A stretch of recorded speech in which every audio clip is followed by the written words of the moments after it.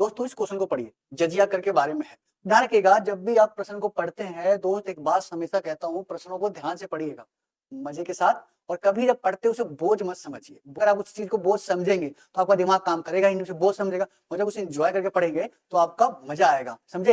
इतना भी मुश्किल नहीं है इतिहास। ठीक है, ठीक है, क्या कह रहा है, क्वेश्चन को समझते हैं ध्यान से। ठीक है, अब क्वेश्चन को जब ध्यान से आप समझेंगे तो क्वेश्चन को देखिए, बारीकी से समझने के लिए आपको क्या करना होगा। ठीक है, सबसे बड़ी बात है क्वेश्चन को ध्यान से पढ़ना होगा। अब ये क्वेश्चन क्या कह रहा है, समझते हैं, कह रहा है निम्नलिखित में से किस शासन में, माफ करिएगा, शासन काल में जजिया कर समाप्त किया गया था। वो शासन काल है। ठीक है, ठीक है, समाप्त किया गया। देखिए, जजिया कर सबसे पहले भारत में किसने लगाया था, पहले ये आपको पता होना चाहिए। ध्यान रखिएगा, अगर आपने नाम सुना होगा मोहम्मद बिन कासिम का, जो 711 में भारत आया था, और उसने ही गैर मुसलमानों पर जजिया कर सबसे पहले लगाया था। नाम तो कुतुबुद्दीन ऐबक का भी आता है, मगर सबसे पहले नाम किसका आना चाहिए, मोहम्मद बिन कासिम का, जो 711 ईस्वी में भारत आया था। मेरी बात समझ गए होंगे, आशा करता हूँ। ठीक है, अब समझिए, इसने पूछा है कि इनमें से किसने समाप्त किया था जजिया कर। और जजिया कर क्या होता है, गैर मुसलमानों पे लगाया जाता है। ठीक है, अब समझिएगा। ठीक है, सबसे पहले इसमें अगर 1564 में, ठीक है, अकबर ने इसे समाप्त कर दिया था। ठीक है, और सभी धर्मों को एक समान लाने के लिए उसने समाप्त कर दिया जजिया कर। ठीक है, मगर आप ध्यान करेंगे तो औरंगजेब ने